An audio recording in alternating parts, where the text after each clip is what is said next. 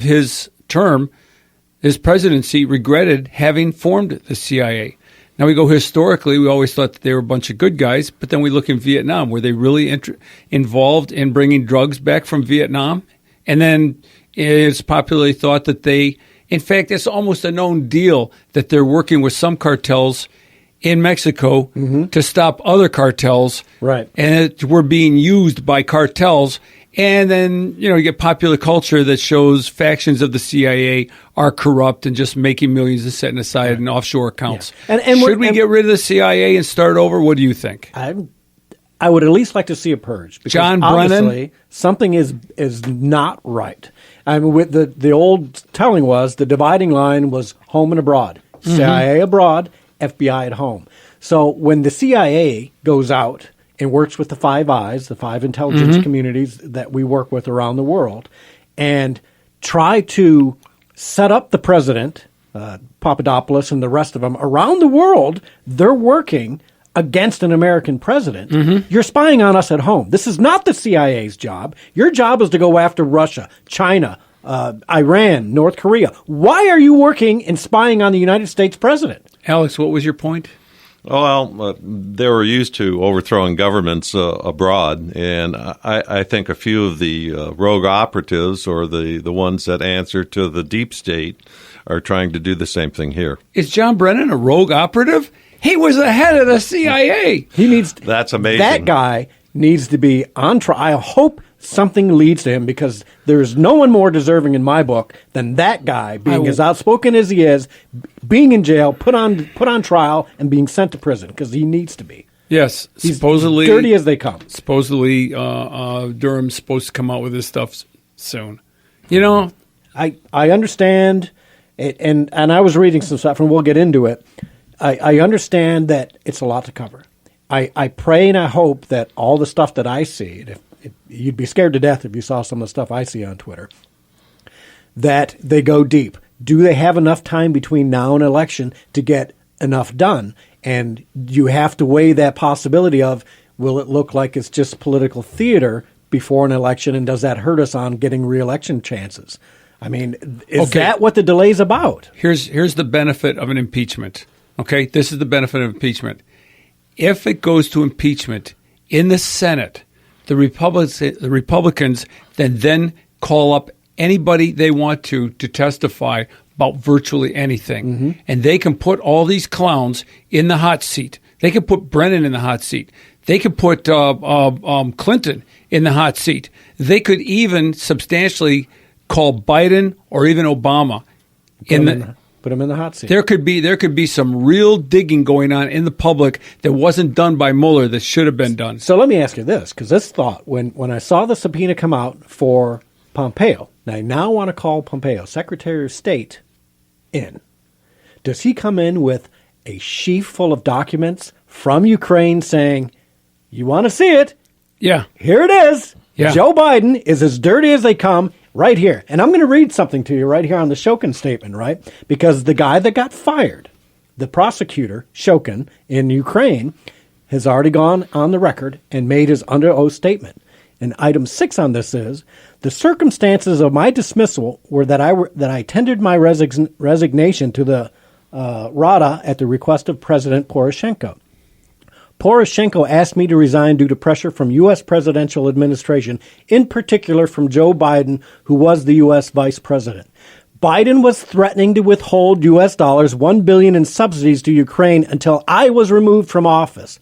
After I yielded to the president's request and submitted my voluntary resignation, Poroshenko commented about it in the media and said that I had carried out a colossal amount of work as general prosecutor. Now, I heard on another show that other people were calling for Shokin to be dismissed because he wasn't tough enough on corruption. And I'd heard that he was you hear on what media? You hear it in the Wall Street Journal. You hear it in the Times. You hear it in the mainstream media that Shokin was a questionable character, which makes me think, hey, maybe he was a hero. Well, and that's the point, because you know what? It's kind of all goes back to Joe Biden wants to say we didn't want this Dmitry Firtash, right? DF is what he goes by. He ran the DF group. This is a guy that was a pro-Russian activist, right? He wanted to have Russia more involved in Ukraine, was involved with gas money, obviously, as one of our previous callers had said. The administration did not want him coming back because they thought, oh, that's giving Russia more edge in there. But this prosecutor in this statement says he wasn't coming back, but it's not because we weren't looking at him. He goes, I did not have the criminal proof to charge him with anything. So they wanted him to charge this Firtash guy in order to keep him from coming back into the Ukraine. But he said, I didn't have the proof. I was waiting for the Americans to give me some proof. If you wanted me to do it, follow the book, give me some proof. Using that treaty, they could have gone after Firtash. Yes. But they didn't. Joe Biden just went in and said, I want that guy gone. Why? Because he was. And in this, he says he was investigating Hunter Biden. Why? Because his son would lose $50,000 a month, and we don't know how much of that was going to dad. Oh, touche. Well, I mean, son, can you loan me $1 million? I want to buy a house. Or son just buys you a car, a Christmas present, Dad. I mean, yeah, he wanted to buy a house, the White House. Yeah, exactly. That's a good one. So he had dirt on Hunter Biden, and that's why Joe Biden told him they need to get rid of him. And we played it last week. We won't play it again. Mm-hmm. But Joe Biden bragging on video that he got this guy fired by withholding the threat of $1 billion. Son of a bee. Well, there you go, Mr. Biden. You want? So they're saying that Trump did exactly what Biden did 4 years ago. Yeah. You know, this is what Democrats do. It's projection. Yeah, we've been saying that for a few years now. And Trump didn't try to squeeze money out of the Ukrainians for it. Oh, you didn't hear the dog whistles. It was in between you read between the lines. If you knew the background, you knew what he was referring to. Yeah, nonsense. It's a Corleone move. There's the other report that says the Ukrainians didn't even know the money was being withheld until a month later. I've heard that. I haven't been able to confirm it, but that's what I heard. Because I've read other stuff, and even today I read some stuff about some senators who are good guys, like Ron Johnson, and they said, no, we were talking about the money. So I'm confused on that issue. I wouldn't necessarily we may have been talking about withholding it, but the Ukrainians were not aware that it was being withheld. No, they knew. They would have known if this report was correct. So I'm not. Yeah. I don't want to go out on that. Yeah, I can't confirm that one either. Let's take a call from Gary in Hazel Park. Wants to talk about impeachment. Gary, go ahead. Hey, gentlemen. Good afternoon. And Alex, I'm glad to see you there today on your final voyage through the radio universe. It may not be final. You never know. Never know. Well, good luck on that. This whole impeachment thing is just a big joke. Apparently, this doesn't even qualify as whistleblower material because you can't whistleblow on the president. That's not the statute. That's not how it works. This whole thing is based on the fact that for decades on end, the Democrats and Republicans have run ripshod over the American people in D.C. for such a long time and gotten away with anything they want. And now a man who had never run for anything, an outsider, has come forward and shown them the right way to do things, and they just can't stand it. They just can't sit back and let him do his thing. They have to stop him to prevent the next guy from coming up and doing the same thing. Because they lose all their prestige and all their acolytes because now we know we don't need them. They are worthless. And they work for us. Worse than that, they're garbage. Yeah. And we the 5 or 6 main Democrats right now in those Senate seats or in the chairs, these are the worst people that ever existed, and they're the ones vying for the power to take over again. You know. Yeah. Good points, Gary. Good points. All right, brother. Anything else? Apparently, Fannie Mae and Freddie Mac are going bankrupt. Another failed Democrat position. Oh, no. Too big to fail. Too big to fail. All right. Well, too big to fail. Can't get into that right now. But I'd say we talk about it next week, but we won't. All right. We won't. Okay. All right. Thanks, Gary. See you, Gary. Have a good week. You too. Take care. Bye-bye. By the way, who might talk about it next week is Janice Daniels. Oh, there you It's go. been announced she's taking the time slot. Yeah. So Freddie Mac and whatever. Okay, good. All right. So I wanted to get into John Solomon, who was being interviewed. I think it was Beck was interviewing him. So we've got a few tracks here that I want to talk about, and it's all good stuff. This guy is out in front on this investigation. Derek, you got track 3 ready? Go ahead and let's start with John Solomon. The importance for the American people is that Joe Biden has staked out a very clear story. I fired the guy. Yes, I knew my son's company was under investigation, but that's not why I fired the guy. I fired him because he was corrupt. Now, what I put in the record yesterday were just old-fashioned documents. They come from public releases of information from the Office of Prosecutor in Ukraine and from an affidavit filed in an Austrian court. And here's what they show. First, the man who was fired, Shokin, the man that Biden forced to be fired, the man who was investigating Hunter Biden's company, and at that moment he was fired, making plans to interview Hunter Biden. That doesn't mean Hunter Biden did anything wrong, but he was about to interview Hunter Biden in the middle of the 2016 election. That would have been a big story, right? He says, I was told, and I can tell you for certainty, I was fired because I continued to investigate Burisma when Joe Biden wanted me to stop, and that's what President Poroshenko made clear to me. That's an important thing. It's under penalty of perjury. We should evaluate that, but it doesn't match Joe Biden's story. Now, here's the second thing that doesn't match Joe Biden's story. Joe Biden says it was all about the corruption.